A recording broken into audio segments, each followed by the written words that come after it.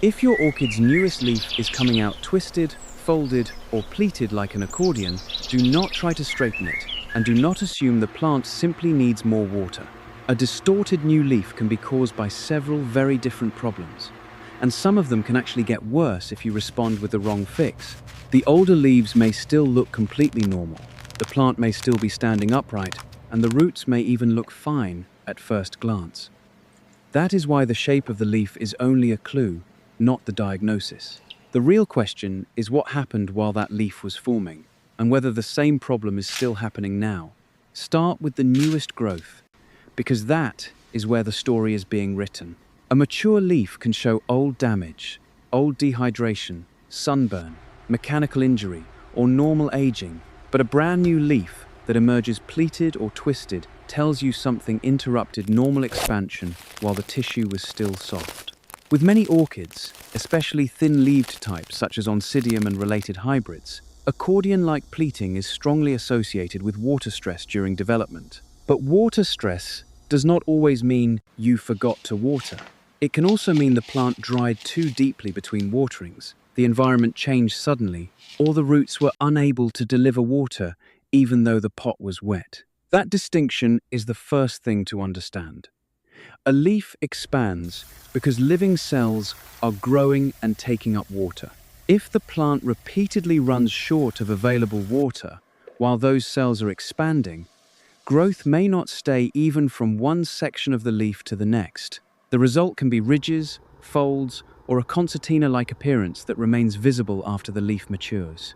Once that structure has formed, you usually cannot massage it flat or pull it straight without risking damage. The useful goal is not to repair the old shape. The useful goal is to identify what interrupted growth and improve the conditions for the next leaf. So begin with your watering history, not with one snapshot of the pot today. Think back over the period when that leaf was pushing upward. Did the orchid sometimes become extremely dry before you watered again?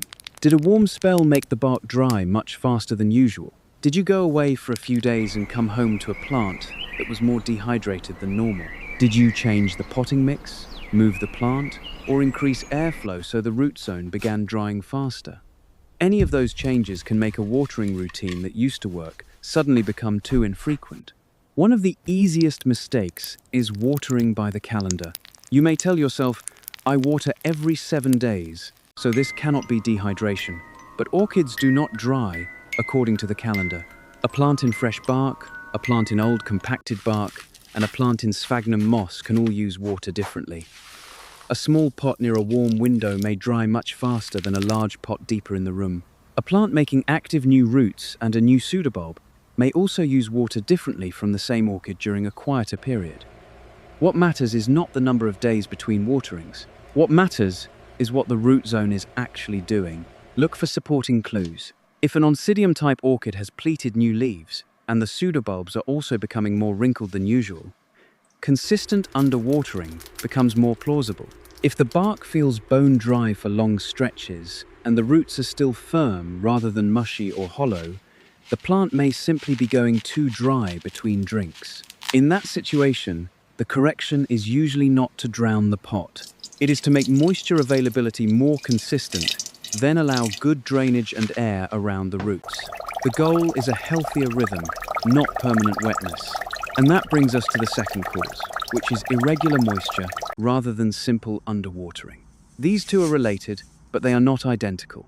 A plant can receive plenty of total water over a month and still experience stressful swings if it goes very dry, then becomes saturated, then goes very dry again. Thin new tissues are especially sensitive to inconsistency. The plant is trying to expand a leaf smoothly, but the supply conditions keep changing underneath it. Humidity can add another layer. Indoor orchids often live in rooms where humidity changes throughout the day or across the week. Air conditioning, heating, open windows, fans, sunny afternoons, and seasonal weather can all change the rate at which a plant loses water. But be careful with the word humidity. Low air humidity does not automatically mean you should keep the potting medium wetter. The roots still need oxygen, and a constantly saturated root zone can create a completely different problem. You are trying to stabilize the plant's overall water balance, not turn the pot into a swamp. Ask yourself a simple diagnostic question. Did the plant's drying speed change while this leaf was developing? Maybe you moved it closer to a brighter window. Maybe you started running a fan. Maybe summer heat raised evaporation. Maybe a heater in winter dried the room. Maybe the orchid was repotted into a chunkier bark mix that now dries faster than the old mix. None of these changes are automatically bad. In fact, brighter light and better airflow can be very helpful. But the watering routine sometimes has to change with the environment. A good correction is gradual. Watch the roots, the weight of the pot, and the moisture in the medium rather than forcing a fixed schedule. If the plant is in a clear pot, that gives you useful information, but do not diagnose roots by color alone. Healthy roots can look silvery when dry and greener after watering, but color varies with light, species, age, and the condition of the velamen. Firmness and structure matter. A firm root that changes appearance after watering tells you more than a root that is simply dark because it is wet. Now we reach the cause that changes the diagnosis completely: weak or damaged roots. This is where many orchid owners accidentally make accordion growth worse. They see a pleated leaf, assume dehydration, and respond by watering more often. But a plant can be dehydrated while sitting in wet medium if the roots are no longer functioning well enough to absorb water. Water in the pot is not the same thing as water reaching the leaf. Imagine two orchids that both look thirsty. The first has firm, living roots, but the bark is staying dry too long between waterings. The second has lost a large portion of its working roots because the medium stayed wet, compacted, or airless for too long. Both plants may produce limp growth, wrinkled pseudobulbs, or distorted new leaves. But the fixes are opposite. The first needs more reliable access to water. The second needs you to stop focusing on extra water and start evaluating the root environment. If you can see the roots through a transparent pot, look for structure. Healthy roots are generally firm. Damaged roots may feel hollow, papery, collapsed, or mushy.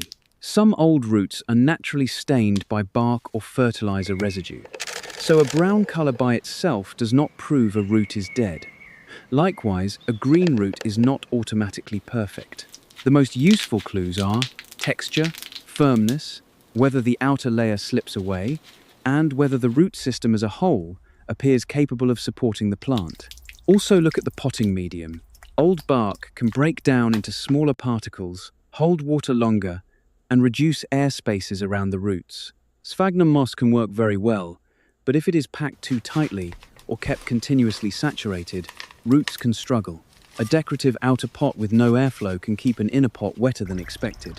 A pot that is much too large for the root system can also stay moist for a long time. None of these details automatically mean the orchid must be repotted today, but together they help you understand whether the root zone is part of the problem.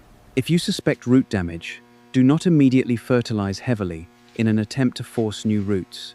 Fertilizer is not a substitute for a functioning root environment. Do not cut every root that looks darker than you expected, either. Remove only roots that are clearly dead or rotten when repotting is actually needed, and avoid turning a diagnosis into unnecessary surgery. The first goal is to restore a healthier balance of moisture and air so the remaining viable roots can function. This is also why a deformed leaf should never be treated as a reason to repot by itself. If roots look firm, the medium is in good condition, the pot drains well, and the orchid is otherwise growing, there may be no reason to disturb it. Repotting can be helpful when the root environment is failing, but it is not a universal cure for every unusual leaf. Diagnose the root zone first, then decide whether intervention is justified. There is another useful clue in the roots section. Compare the condition of the roots with the condition of the medium. If the medium is staying wet for a long time, but most roots look thin, empty, or broken down, that combination points toward poor uptake rather than a simple lack of water. If the medium is drying quickly and the roots are firm, but the plant repeatedly wilts before you water, the opposite pattern is more likely. The same folded leaf can sit above two very different root zone stories. So matching those clues matters more than reacting to the leaf alone. You can also pay attention to new root tips. Active, firm new roots suggest the plant still has functioning growth potential, even if an older section of the root system is not perfect. That does not mean every green tip proves the whole plant is healthy, but it helps you avoid treating the orchid as if every root has failed. On the other hand, if the plant has very few viable roots left, the top growth may struggle because the root system simply cannot keep up with the demand of expanding leaves. This is the point where people sometimes overcorrect. They discover damaged roots and immediately remove the orchid from the pot, cut aggressively, change the medium, soak the plant, add fertilizer, and move it to a new location all in one afternoon. Now the plant has several new stresses, and you have no idea which change helped or hurt.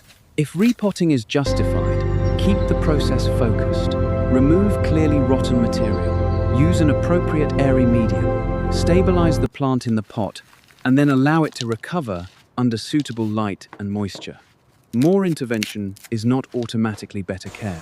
If the roots are firm and healthy, move your attention back above the pot, because the fourth cause may be mechanical.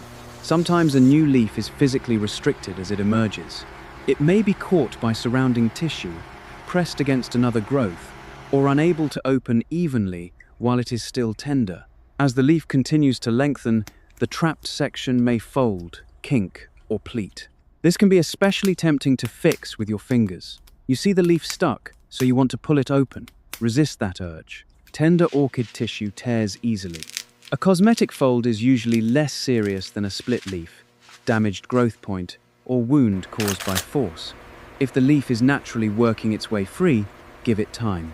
If there is loose, dry material around the growth that can be removed without tugging living tissue, you can inspect carefully, but never pry apart tender growth just to make it look perfect.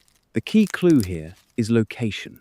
If the distortion begins exactly where the leaf was compressed or trapped, and the rest of the plant looks well hydrated with healthy roots, a mechanical cause becomes more plausible. Compare that with classic accordion pleating that runs repeatedly across the leaf. A single kink and a series of repeated folds do not always tell the same story.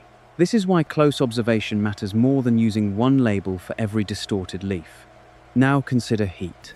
An orchid can be sitting in a room that feels comfortable to you while experiencing much harsher conditions right beside a bright window. Glass can create a hot microclimate. Sunlight can warm leaves rapidly, and the pot can dry faster than you expect. Excessive heat increases water loss, and if the roots cannot keep pace, tender growth may become stressed. Do not interpret this as a reason to move orchids into darkness. Many orchids need good light to grow and bloom well. The goal is bright, appropriate light without overheating, or harsh exposure that the plant is not adapted to.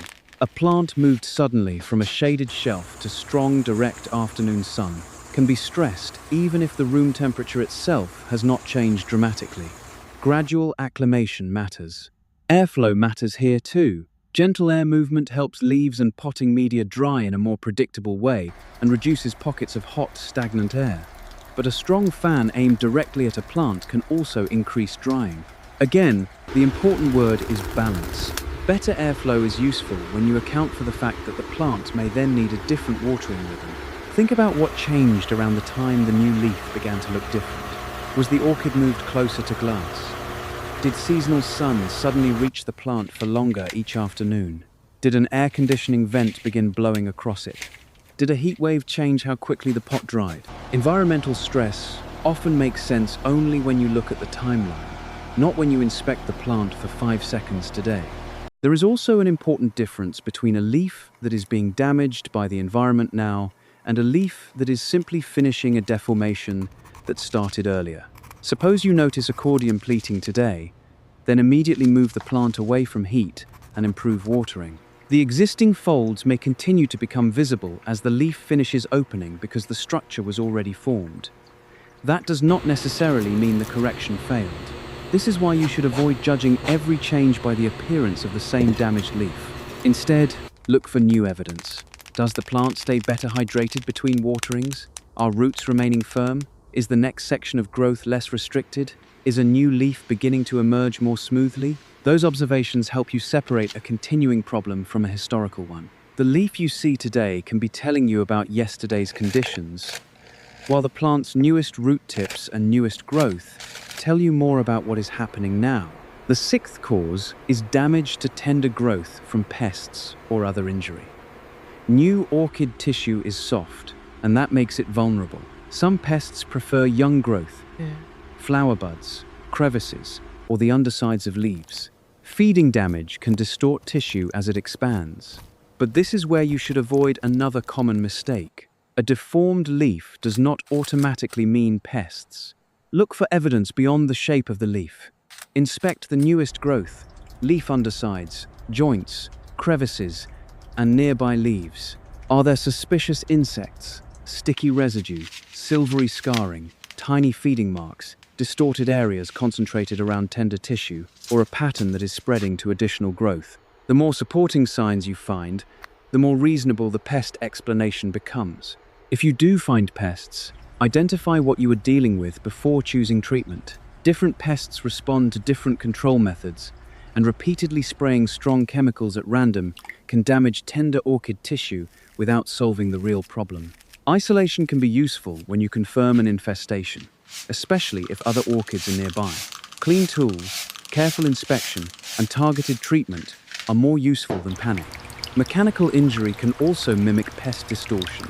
A tender leaf may have been bumped, squeezed during transport, damaged while repotting, or rubbed against something as it emerged. Grocery store orchids and newly shipped orchids can arrive with injuries that happened before you ever owned them. If the damage is localized, stable, and not repeating on new growth, that history matters. Now suppose the roots are healthy, moisture is reasonably consistent, the plant is not overheating, the leaf is not trapped, and you cannot find pest evidence. There is one final possibility that beginners often overlook. Not every imperfect leaf means something is wrong. Orchids are not manufactured objects. Different genera, hybrids, individual plants, and even individual growths can produce leaves with different curves, twists, widths, and textures. Some plants naturally hold leaves at unusual angles. A small irregularity may simply be part of how that particular growth developed. This possibility becomes more convincing when the entire plant remains vigorous, roots are functioning, new growth continues, and there is no pattern of decline. That does not mean you should dismiss severe accordion pleating as just genetics without checking anything. Natural variation is a diagnosis of context. You consider it after the important care problems have been ruled out, not before. If several new leaves keep becoming more distorted and the plant is losing vigor, keep investigating. But if one leaf is slightly odd and everything else looks strong, there may be nothing useful to treat.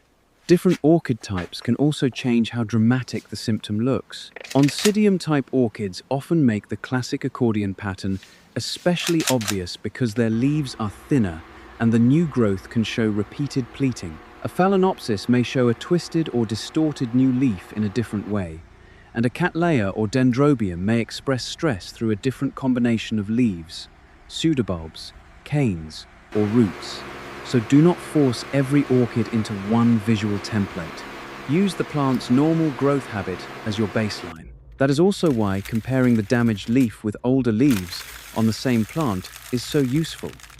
If every previous leaf has a similar slight twist, that may be normal for that individual. If 6 older leaves are smooth and one new leaf suddenly emerges sharply pleated, something probably changed. The plant itself gives you a personal reference point that is often more valuable than comparing it with a perfect photograph online. At this point, step back and use the plant as a whole. The most reliable diagnosis rarely comes from one leaf by itself. Check the newest growth, then the roots, then the medium, then the environment, then the pattern across the rest of the plant.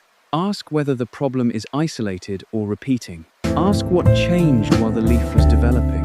Ask whether the orchid is still making roots, leaves, pseudobulbs, or spikes normally. Here is the practical order I would use. First, look closely at the deformed leaf and decide whether you are seeing repeated accordion pleating, a single mechanical kink, or general loss of firmness. Second, Inspect the roots and medium. If the roots are damaged, address the root environment before increasing water. Third, review your watering consistency. If the roots are healthy, but the plant repeatedly dried too far, make moisture more dependable without keeping the pot constantly wet. Fourth, inspect the place where the new leaf is emerging. If it is physically trapped, do not force it open. Fifth, review heat, light, airflow, and recent environmental changes. Sixth, inspect tender tissue for pest evidence or localized injury. And seventh, if every major check looks normal, consider whether the leaf shape may simply be an individual variation rather than a crisis. There is one more practical reason to keep the diagnosis simple. Many of these causes interact. Heat can make the pot dry faster. Strong airflow can increase drying. Old medium can damage roots. Damaged roots can make the plant look thirsty, even when the medium is wet. A trapped leaf may be more likely to tear if the tissue is already stressed. So you may find more than one contributing factor. You do not need to identify a single dramatic culprit if the evidence shows a combination of smaller problems. When that happens, correct the most fundamental issue first. If the roots are failing, restore the root environment before chasing humidity. If the roots are healthy, but the plant repeatedly becomes too dry, improve watering consistency before adding fertilizer. If care is stable and only one leaf is physically caught, leave the rest of the routine alone and avoid forcing the growth. This order keeps you from treating symptoms while ignoring the system that supports the plant. Then do something that many orchid owners find surprisingly difficult. Wait and watch the next growth. That next leaf is often more useful than the damaged one. The old leaf may stay folded for the rest of its life. That does not mean your correction failed. You are not trying to erase the plant's history. You are trying to improve what happens next. If the next growth expands more evenly, roots remain active, and the plant continues to gain strength, that is meaningful evidence that the growing conditions are improving. If the next leaf becomes even more distorted, go back through the checklist. Maybe the root problem was more serious than it first appeared. Maybe the pot is still drying unpredictably. Maybe heat or pests were missed. A diagnosis is not a one-time guess. It is a process of matching symptoms with evidence. Also remember that different orchid groups handle water differently. A phalaenopsis in a clear pot, an Oncidium with pseudobulbs and thinner leaves, a Cattleya with tougher leaves, and a Dendrobium with cane-like growth do not all respond to the same watering rhythm in exactly the same way. That is why rigid advice such as water every Sunday is less useful than learning how your specific orchid, pot, medium, and environment behave together. The same applies to humidity. You may hear a single humidity number presented as if every orchid must have it. Real homes are more complicated. What matters is whether your plant can maintain healthy growth while the roots still receive enough air. Raising humidity slightly can slow water loss in some situations, but it does not repair dead roots, and it does not justify keeping the medium wet all the time. If you use a humidity tray, misting, or a room humidifier, think of those as environmental tools, not cures for accordion leaves. Misting the surface of a distorted leaf will not make it unfold. Leaving water sitting in the crown of a phalaenopsis is also not a solution and can create additional risk. The correction has to match the cause. Fertilizer deserves the same caution. A deformed new leaf is not automatically a sign that the plant needs more fertilizer. Nutrition problems can affect growth, but the 7 causes we are focusing on today should be checked first because they are common, visible, and directly connected to the plant's ability to support tender tissue. If roots are unhealthy, stronger fertilizer is especially unlikely to solve the core problem. One of the best habits you can develop is taking a quick photo when new growth first appears. You do not need a complicated journal. A few photos spaced through development can help you see whether the pleating began early, appeared after a dry period, or developed only after the leaf became trapped. That history is much more useful than trying to remember exactly what the plant looked like several weeks earlier. You can also mark major changes in care mentally, or in a simple note. Repot it into fresh bark. Move to a brighter window. started using a fan, turned on heating, went on vacation, bought the plant and brought it home. Those changes often explain more than a single moisture reading taken on the day you notice the leaf.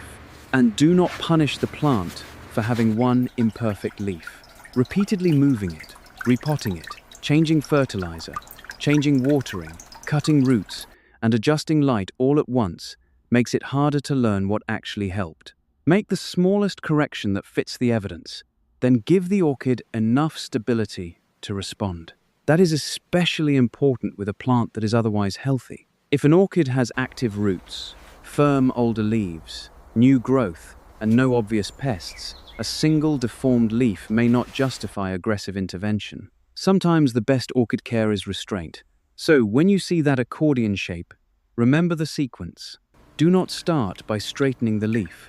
Do not start by pouring in extra water. Start by reading the plant. Is the root system working? Has moisture been consistent? Was the leaf physically restricted? Did heat, airflow, or location change? Is there evidence of pests? And does the rest of the plant look healthy enough that natural variation is a reasonable explanation? The old leaf may never become perfectly flat, and it does not need to. That leaf is a record of what happened while it was developing. Your job is to read that record, correct the cause you can actually identify, and give the next growth a more stable environment. If this helped you understand what your orchid's new leaf is telling you, take a look at your roots before changing anything else. And if you have an accordion leaf right now, tell me what type of orchid you are growing and what the roots look like. Thanks for watching. And if you enjoy practical orchid care without miracle fixes, like the video and subscribe for more clear, evidence-based growing guides.